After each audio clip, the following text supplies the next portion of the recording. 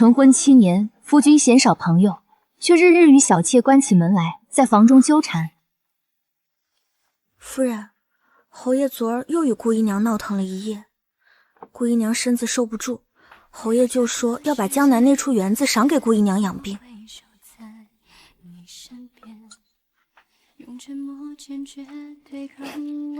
那园子的地契上写的是我的名字，他拿什么赏？我知道顾清雪在等我发怒，可我为什么要怒？我嫁入宁远侯府那年，图的就是侯夫人的位置。至于沈度的宠爱，那从来不在交易清单上。他爱顾清雪，爱得掏心掏肺，可那又如何？只要侯府的钟馗钥匙只在我一个人手里就好。次日清晨，我在垂花门送行，顾清雪被人搀扶着走出来，一袭月白披风，衬得那张脸愈发苍白娇弱。沈度亲自扶她上马车，弯腰替她理了理裙摆。我站在台阶上，居高临下的看着这一幕，唇角噙着得体的笑。身后仆妇成群，规矩森严，我才是这座府邸的女主人，谁都看得明白。顾清雪掀开车帘，朝我招了招手，我走了过去。崔明月，我本就是侯爷的心头之爱，如今又对他有救命之恩。等我来日回府，你还能赢得了我吗？顾清雪，你这身子可要好好养。既然决定了以退为进，到时候回来可别怪这府里变了模样。我等着你赢我。我看着马车陆路远去，心里觉得可笑极了。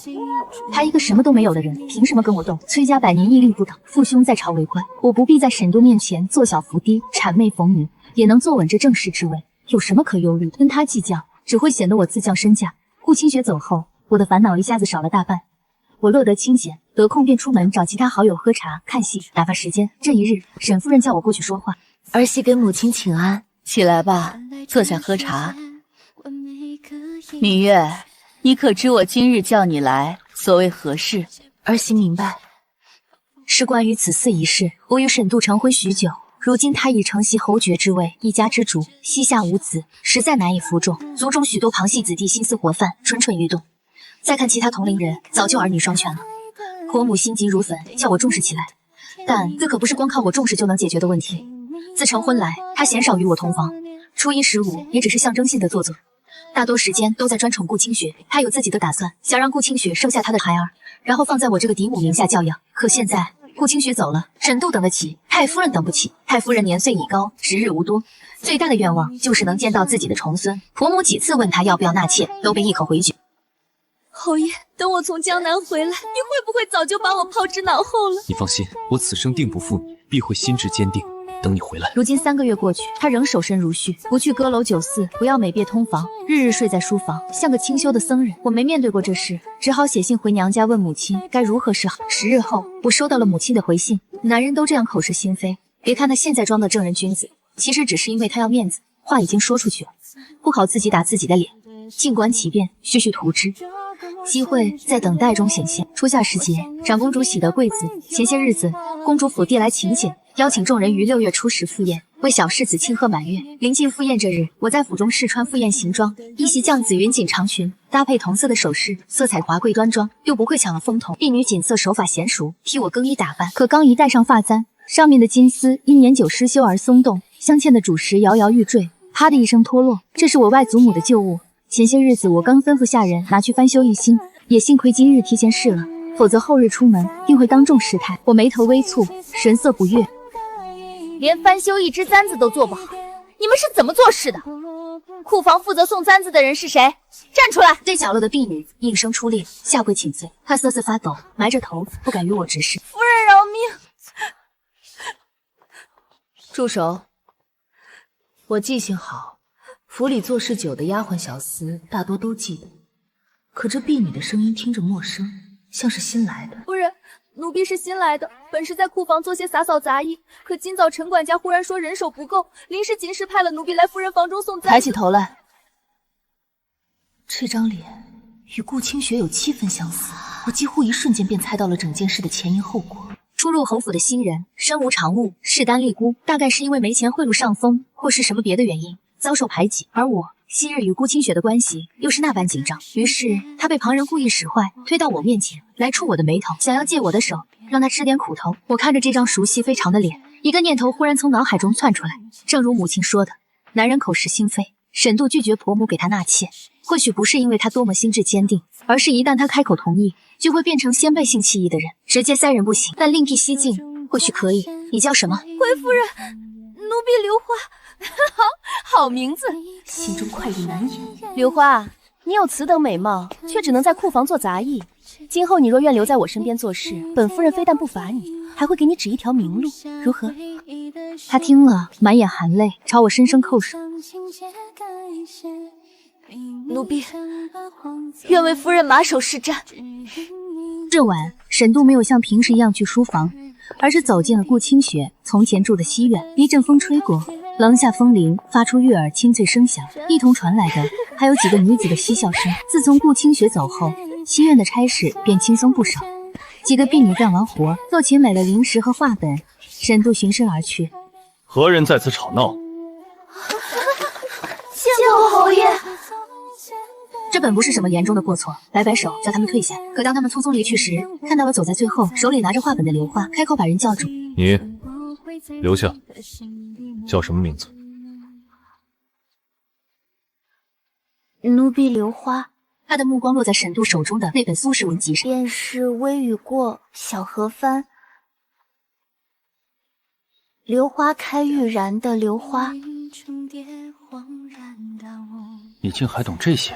是，奴婢幼时家境尚可，父亲是村里教书的秀才，奴婢便跟着读了许多书。既然家境切好，又为何在这里做事？3年前河堤村，奴婢在逃亡时与家里人攒，孤身一人随着流民来到京城，没有立身之本，这才把自己卖进了侯府。换做平常侍女，她是没有耐心听这些的。奴婢有罪，叨扰了侯爷在此静心读书，还请侯爷恕罪。西院还有些活要做，奴婢告退。我听着他的禀报，满意点头。沈度这会儿估计已经抓耳挠腮喽。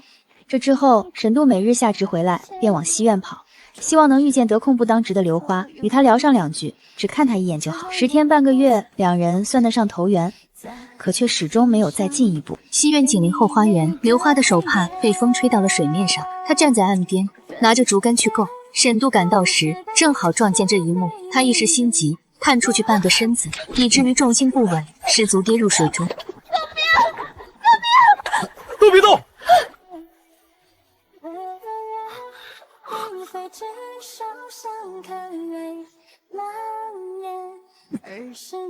这事很快传遍了侯府，一时间众说纷纭。作为主母，我自是要表态的。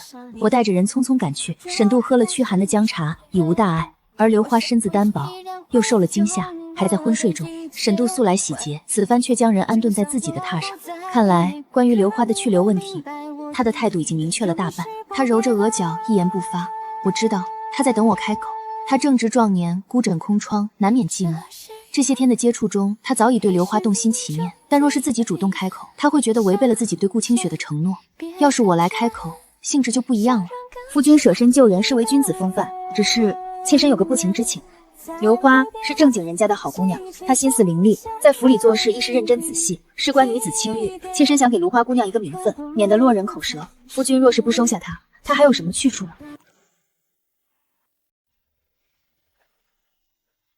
还是夫人思虑周全，那便抬她做姨娘吧。入府的相关事宜便有劳夫人操之了。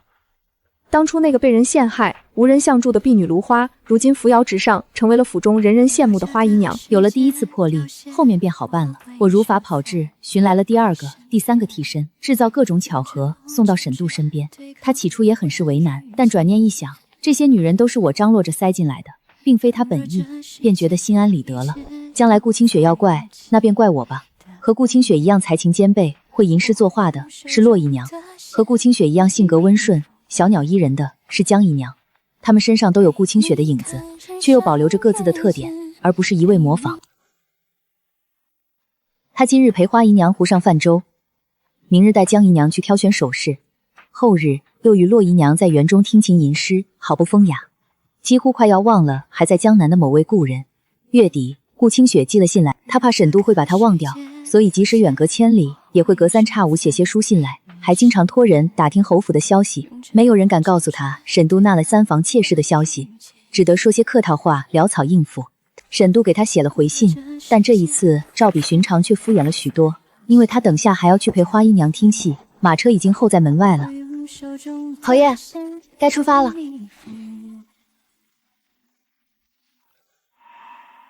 出门前，他穿戴整齐，腰间系着顾清雪给的那枚香囊。花姨娘闻见了，蹙着眉撒娇说自己闻不惯这个味道。好，那便不带。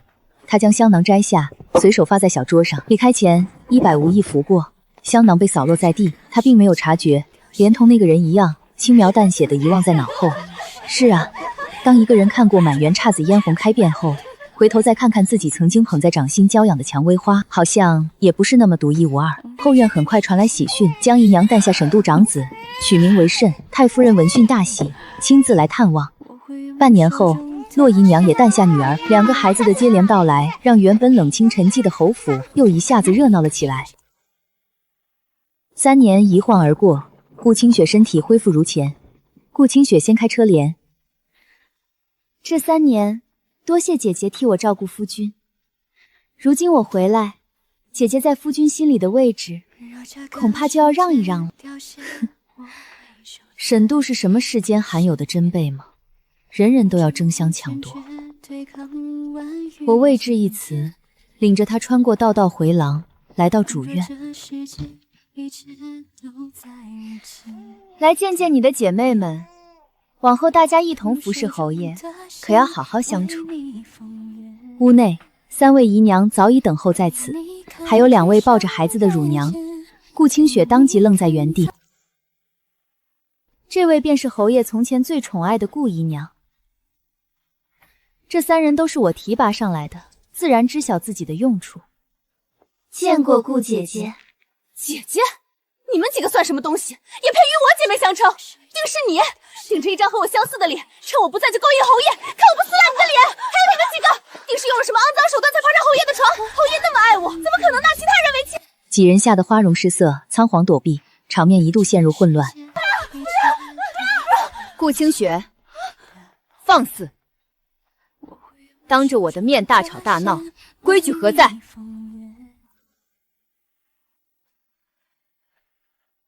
顾姨娘身体欠安，不宜情绪激动。来人，将她扶下去，好生休息。过了午时，西院的下人来报，顾姨娘还在闹脾气，送去的饭菜一律打落在地，不吃不喝。她被沈度蒙在鼓里3年，一时之间想不开是正常的。为了不闹得那么难看，我带着饭菜亲自去了一趟。她并不领情，身子背过一边去。你少虚情假意，沈郎答应过我不会变心的。他们3个妾定是你出的主意，想要从中离间我和沈郎。我也不恼，下了口茶，淡淡道：“你别忘了，他是侯爷，整座侯府的主人。他不愿意，大可以找些借口将人打发出去，谁还能强迫他不成？”他的身子彻底僵住了。是啊，他是侯爷，若真是不情不愿，随便找个借口打发就是了，怎么可能连孩子都有了？见他表情几分触动，我态度又缓和下来，开始晓之以理，动之以情。妹妹，有些肺腑之言，我不得不说。你父亲那时候在任上犯错，天子触怒，要你们顾氏上下外放岭南。你本是罪臣之女，当初侯爷为此事费了多少心思周转，才把你保下来。他能做到这一步，已经是不易。妹妹，你也要为侯爷考量。这话说得委婉。从前顾清雪有家世撑腰，有宠爱傍身，那时候无论她如何任性，都是有底气的。可今时不同往日啊，除了沈度，她还能依靠谁呢？情吗？爱吗？可这不过短短3年，沈度身边就有了其他人，更何况来日方长呢？如今之事已成定局，与其沉溺在幻想中不愿清醒，倒不如看一看自己手中还有多少底牌，如何出牌才能博取最大优势。毕竟情爱是虚的，能攥在手中的利益才是真的。他垂下眸，思索良久。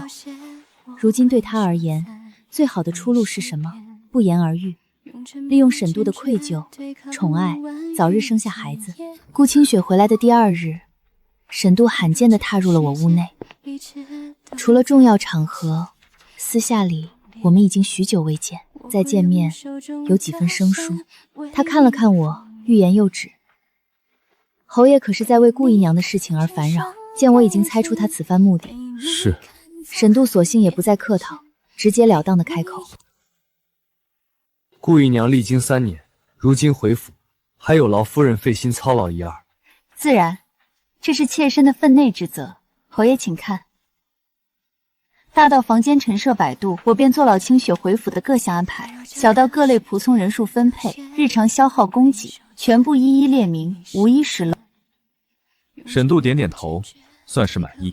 只是昨日顾姨娘回府见了其他3位姐妹，还差点闹了起来。妾身想，顾姨娘目前还是难以接受其他姐妹的存在。日后若有机会，妾身再让他们的不多交流。往后还要辛苦夫人对其他3人多加照顾。妾身明白。顾清雪不容人，说到底，脾气也是你惯出来的。当初承诺不变心的人是你，如今背弃承诺的人也是你。可听下人说，非但如此，昨日你还对他好生劝告宽慰，让他平复情绪，真是令本侯刮目相看。侯爷谬赞，管理后宅本就是妾身的职责，更何况妾身只用一句话便说服了顾姨娘。哦，说来听听。妾身说您是整座侯府的主人。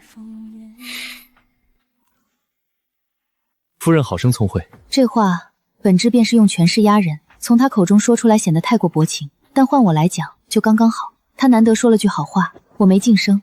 除了顾清雪，我们之间就没什么别的话好说了。两人相顾无言，静静坐了一会儿，茶凉了。沈度起身说还有事务要忙，我也没再挽留。府中还有事务要忙，本侯先告辞了。这是我们多年一致达成的默契，或许大概至亲至疏是夫妻，如我所料一般。那天我说的话，顾清雪听进去了。以她的性格，换做从前，定是要大闹一番的。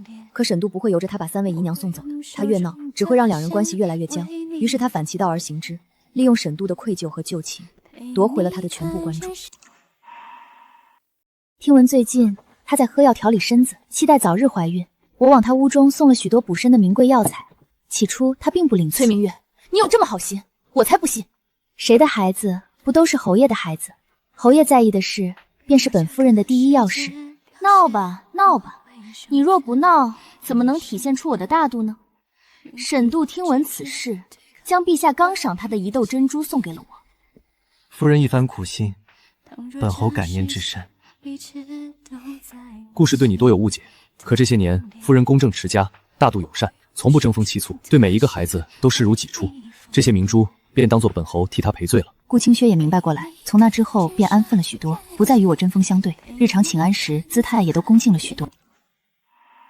夫人，虽然这侯府的孩子都叫您一声嫡母，您对底下的庶子女们也都尽心尽力，有如亲生，可他们终究不是您的血脉，您还是应该有个自己的孩子。不急，我细细品味着。肯定是要生一个有着我们崔家血脉的孩子，但现在还不是时候。4个月后，顾清雪如愿诊出了喜脉，如今她既有宠爱，又有身孕，成了府中第一要紧的人。沈度除却公务，其他大多时间都陪在她身边，甜言蜜语，如胶似漆。其他3位姨娘自然受到了冷落，不过我在掌管钟馗时，不曾苛待3人，给他们月例银子发得足足的。顾清雪离府3年，3位姨娘往来密切，带着孩子说笑度日，有钱有闲，从不在意侯爷的宠爱。但这份平静在顾清雪怀孕第5个月时被打破。随着月份增大，她的身子越发沉重，心底的不安也开始疯长。再用点力吗，侯爷？这里酸得厉害，你不帮我按，我今晚都睡不着了。好好好，再给你按一会儿，慢些动，仔细撑着肚子。这个太甜了，我不想吃，我要吃城南那家的梅花糕，你现在就让人去买。好，我这就叫人去买，你先把这口燕窝吃了，好不好？侯爷安好。今日天气不错。可再刻骨铭心的真爱，也抵不过日复一日的纠缠胡闹。你不爱我了，你果然是厌烦我了。那些小贱蹄子有什么好的？你凭什么跟他们说话？够了，清雪，清雪，你闹够了没有？喜恶同音，侠鱼互见，沈度从前将他宠溺得无法无天，如今便被这份任性折磨得无比烦躁。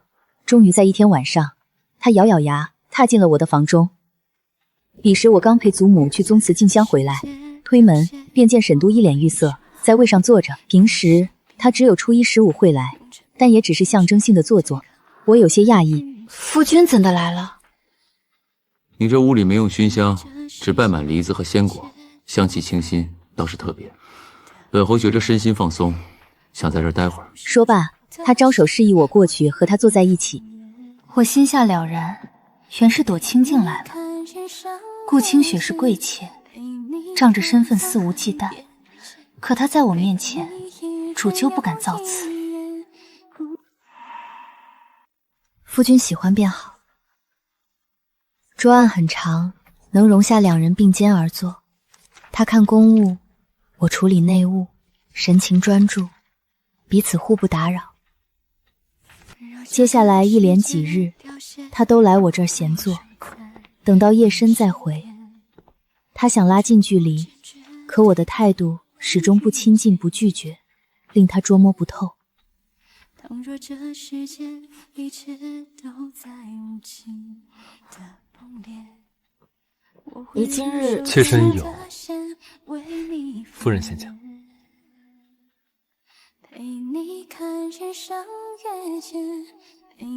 我从妆帘底部抽出一封信件，是跟顾清雪父亲有关的。顾大人已经外放岭南3年，那里瘴湿炎热，蛇鼠成患，自是比不得京城的。他本就年事已高，到那儿后身体更是每况愈下。今年来岭南气候异常，连着下了几个月的雨。顾大人患上了肺疾，一病不起。岭南州官徐敬得知此事后，派了大夫和药童去好生照顾。现下顾大人的身体已经无恙了，特来写信告知妾身。只是妾身念着顾姨娘如今有孕，不宜忧思过度，所以并未转达。等她平安生下孩子，夫君再替妾身向她转述吧。夫人有心了。为夫君分忧，是妾身的分内之事。只是这岭南州官徐敬是何许人也？为夫从前在朝堂不曾听闻过此人。族中每年都会收留资助一些天资聪慧的贫寒学子。祖上有训，安得广厦千万间，大庇天下寒士俱欢颜。虽不能拯救天下所有穷苦学子，但勿以善小而不为，只要尽力种善因得善果便是好的。崔家族学，男女平等，贵贱平等。十族成员每年都要出资募捐，培养门生，包括我。是以这么多年，我没有再添过一件新头面。夫人不愧是世家大族出身的贵女，有智慧，有担当，有格局，为夫甚是钦佩。妾身说完了，夫君刚才想说什么呢？为夫想说，你今日戴的这只白玉兰簪子，娴静淡雅，比那寻常金银俗物好看许多。夫君说好看，那妾身以后便常常戴着。窗外绿槐阴浓，一阵晚风吹过，树叶沙沙响，为这烦闷燥热的夏夜送来一丝清凉。烛火昏黄，灯花碧波一声爆响，他的目光太过炽烈。让为夫看看。我有些羞赧偏过头，他却抬起我的下巴。成婚5年，这是他第一次仔细凝望这个为他打点内宅不争不抢的夫人。今日是15，为夫不走了，就在这里好生陪伴夫人，可好？夜色浓稠如墨，窗边那盆幽兰花香气愈发馥郁，在紧张之中暗暗涌动。我为今夜筹谋已久，这几日一直在服助孕的药物，终于如愿以偿。5个月后，顾清雪生下一个男孩，取名为旭。沈度本想按照从前计划，将旭哥记在我名下，做嫡长子。可事到如今，顾清雪却不愿了。她在京城已经没有了亲人，不能容忍自己的亲生儿子也要抱入别人房中养育。夫君，顾姨娘爱子心切，妾身也是即将做母亲的人，实在不忍看他们骨肉分离。况且妾身如今怀有身孕，身子一疲劳，若再多一个孩子照顾，实在是分身乏术。您就将孩子留在顾姨娘身边吧。也罢，就依夫人所言，将孩子留在她身边吧。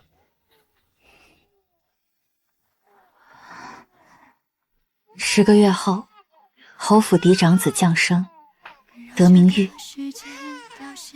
虽然我和顾清雪一前一后生子，但沈都明显对他的续格更加上心。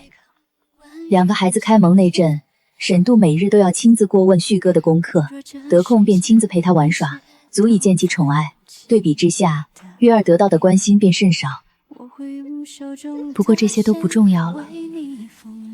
做母亲后，我变了，变得温柔平和，不再费心后宅争斗，打压这个拉拢那个，不计较顾清雪仗着宠爱欲举僭越，也不在意沈度是否更在意顾清雪的孩子而非我的，而是一颗心倾注在这个与我血脉相连的孩子身上。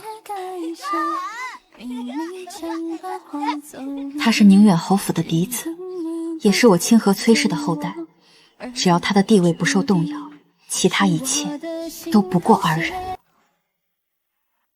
玉儿是个很好的孩子，听话懂事，读书上进。他比其他孩子都要聪明，习字背诗，过目不忘。白毛浮绿水，红掌拨清波。学堂小册都是第一。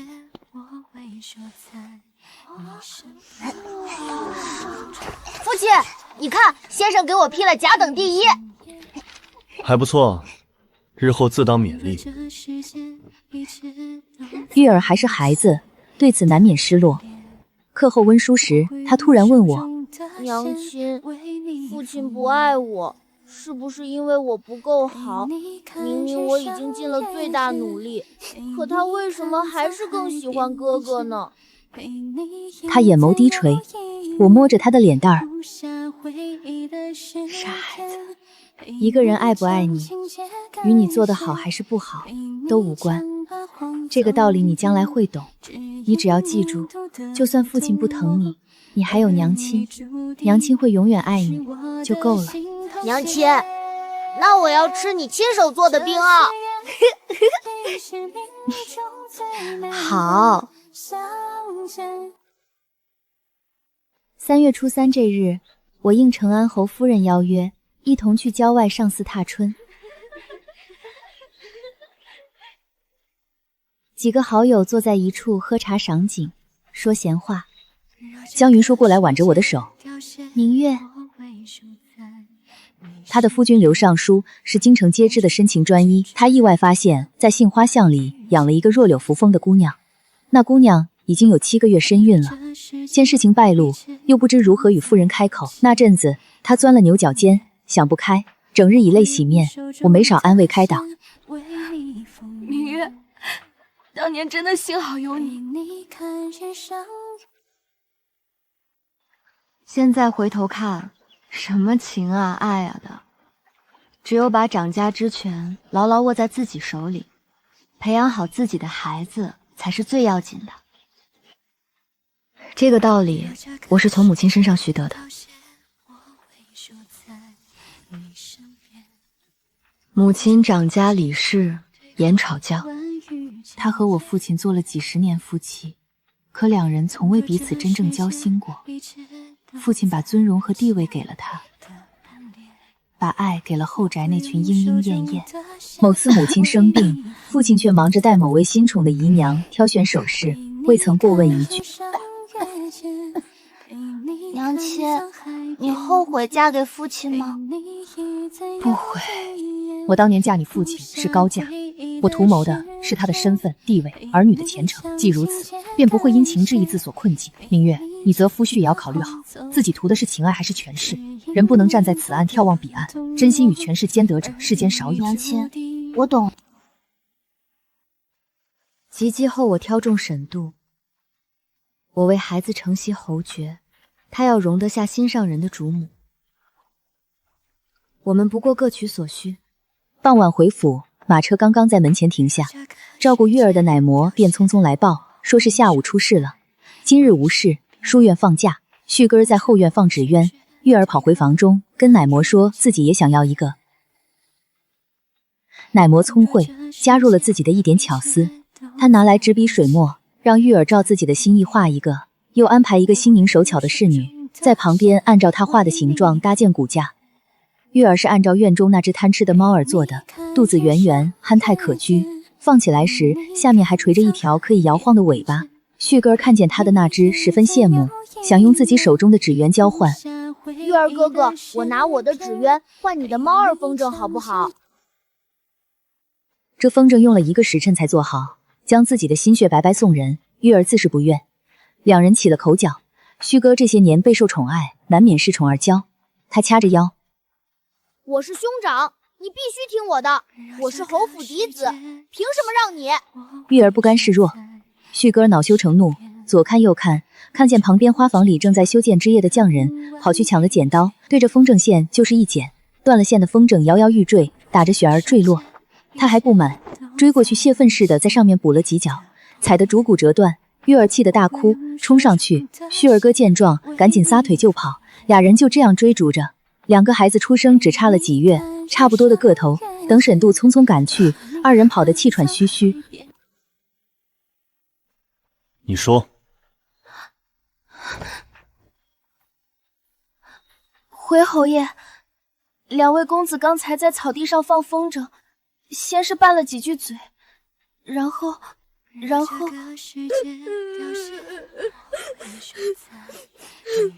奴婢看清了，是小公子先动的手。小公子还说着什么自己是嫡子。大逆不道！你才小小年纪，就会摆什么嫡子的做派了？竟敢忤逆兄长动手打人！书本写上的友爱手足、兄弟孝弟，你都读到狗肚子里去了啊！来人，这孽子实在大逆不道，罚去小佛堂抄孝经100遍，抄完了再在院中禁足1月，好好思过。我听了事情的来龙去脉，没有立刻去小佛堂看望孩子，也没有去沈度书房找他求情，而是第一时间带着几匹新得的月光锦去了顾清雪屋中。这缎子是江南制造局新出的样式，流光溢彩，4针4幻，映得满是光华，是不可多得的上品，命妇贵女人人追捧，一时之间风靡京城，价格炒到1000金1匹都难求。我颔首微笑，月儿不懂事，是我这个母亲教育的不是，我代她向妹妹赔罪来了。荣锦桃掌柜新送来的，妹妹看着可合心意，可我为了我的孩儿，什么都能做。顾清雪摸着锦缎，爱不释手，一双月牙似的眉眼弯起，掩藏不住的笑意。她拉着我的手，头一回这样情真意切。姐姐快坐，来人看茶。小孩子们在一起玩，哪能没有点什么矛盾呢？他们可是亲生兄弟，血浓于水。小打小闹不会妨碍手足之情的。此事说来，旭哥也有错处，他是哥哥，应当礼让弟弟。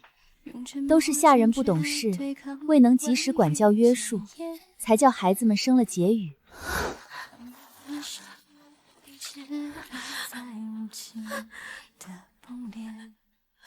夫人恕罪，奴婢不是有意的。无妨。瞧这茶水烫的，手指都红了。锦瑟，你带他回去，涂些烫伤药吧。是。那婢女浑身颤抖起来，她想求情挣扎，锦瑟却手脚麻利，不容拒绝地把她拽了下去。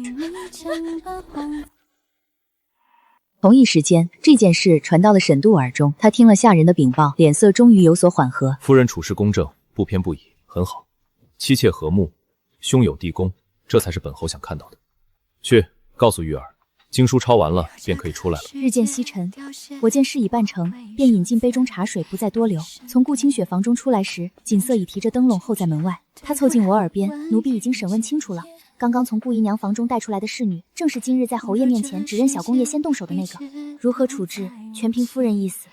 夜色几乎是那一瞬间幽暗下来的。这些年我宽和待人、不争不妒的名声在外，可这不代表我是个好欺负的。好，随便找个借口，杖杀。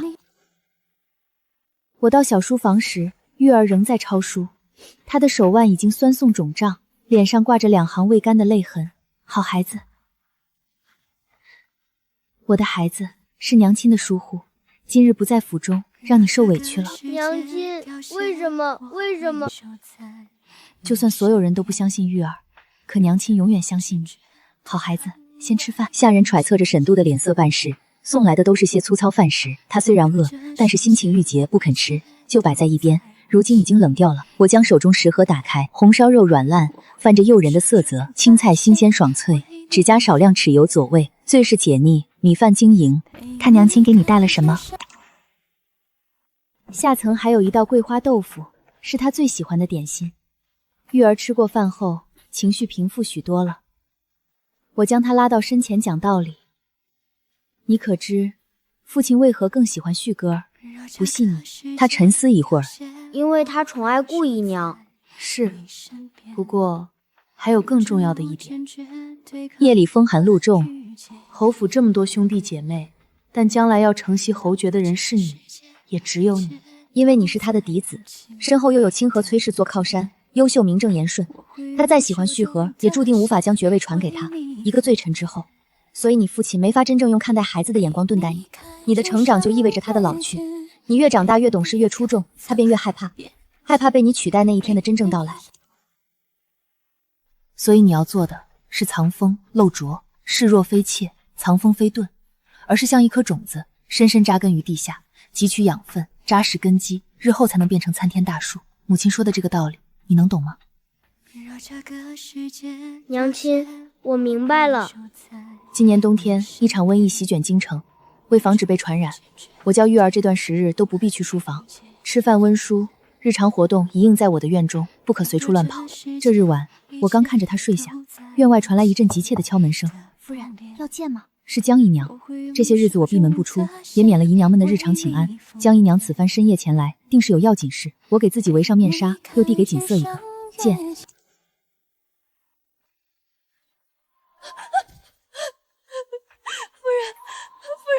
人，求求您救救我的慎儿！沈公子怎么了？一问才知，咱们府上慎儿和旭哥儿2个孩子都被感染上了10疫，高烧不退。全城的药铺都断货了，咱们府上唯一一瓶药，大人全部给了顾姨娘和旭哥。夫人，怎么办？那一瓶药水，并非不能2个孩子分着用。大夫说剂量减半，药效不变，只是生效的速度会慢一些。沈度心疼旭哥儿，不想让他多受煎熬，便将那一瓶药全部拿了去。面对江姨娘的苦苦哀求，他背过身去。我们的孩子年长些，身体比旭哥要好，做兄长的应当礼让弟弟。可病情来势汹汹，慎儿说到底也是孩子，身体撑不住，已经昏迷不醒了。江姨娘也是没了办法才求到我这儿。我忽然想到了法子，去拿我的令牌，去慈幼堂请绿溪姑娘过来。慈幼堂是我与其他夫人共同在京城设立的夜庄，里面收养了许多被遗弃的老幼病弱，在那里长大的女子读书学医学手艺，各有出路。绿旗姑娘便学了一身医术本领。前段日子瘟疫传开时，慈幼堂有病患感染，她试着写了张方子将人救了回来，但这药方并未经过大规模试验，只能赌一赌。锦瑟快马加鞭，半个时辰不到便将人带了回来。绿旗姑娘施了针配了药，孩子的状况逐渐平稳下来。江姨娘守着她一夜未合眼。第2日，江姨娘红着眼到我面前磕头。昨晚若不是夫人出手相救，妾身实在不敢想。都是为人母亲，你的心情我能理解，我也不过是尽力相助罢了。好妹妹，你受苦了。短短1夜之间，她便生出了白发。我用了些巧力将那根发丝拔出来，她握着我的手，泪水连连。妾身清楚，自己本是大人寂寞时的消遣，在这后宅，我有夫人照拂，有姐妹说笑，有孩承欢欣赏，已然心满意足，不敢奢求太多。只是，好歹慎儿也是他的亲生骨肉，但是他怎就能如此狠心薄情？他对一人深情，势必就会对其他人寡情。除了顾清雪的孩子，你可见他有把其他人的孩子视作亲生？你看上次玉儿那件事，在他眼中就连嫡子也不例外。听到我这番话，江姨娘的目光逐渐变得冰冷坚定，她再次郑重叩首。夫人的大恩大德，妾身此生愿当牛做马，结草衔环为报。夫人想要的东西，妾身一定让您如愿。我勾起唇角，我不贪心，想要的只有一样。窗外疾风骤起，乌云翻涌积蓄，要变天了。后宅之中，他与花姨娘最为友好。花姨娘没有自己的孩子，对慎儿视如己出，两人默契地达成了某种约定，卯足了劲儿，开始争夺起沈度的宠爱来。今日你学跳舞，明日我学弹琴；今日你送点心，明日我做羹汤。一道菜再好吃，天天吃也会腻的。沈度宠了顾青夏这么多年，新鲜感早已褪去。现在，从前那几个不争宠的姨娘开始愿意为他花起心思来，他自然乐见其成。今日宠幸这个，明日流连那个，好不风流。我知道，江姨娘如今不只是在为自己争，也是在为我争。我将绿旗姑娘从慈幼堂带出来，悄无声息送到江姨娘身边。绿旗天赋异禀，无论是下毒救人，还是调理身体，一学就会。她没有用下毒这种一流把柄的手段，而是帮花姨娘和江姨娘研究2套菜谱。花姨娘做菜，江姨娘做滋补药膳，他们用的食材皆是相冲相克，虽然剂量小，毒性甚微，但长此以往，日积月累，效果会逐渐加深。等身体出现虚弱症状时，已经无药可医了。沈度毫无察觉，他依旧享受其中，身子虽然看着健朗，但早就在不知不觉中被蛀空。他至死都被蒙在鼓里，自己只是喝醉了，在园中摔了一跤，怎么就一病不起了呢？沈度快要不行了，这日府里的人几乎都来了，他们围在他身边，等待着最后的告别。他见了很多人，说了很多话，最后才叫到我。他的话音断断续续，气息渐弱，快要语不成句。那几个姨娘和孩子就拜托你了。我心中一息，他这人看似深情，实则薄情，除了自己，谁都不爱。沈度说完这些话，手无力垂落，我抬手蒙上他的眼，夫君，侯府就留给我和孩子，你安心的去，比什么都重要。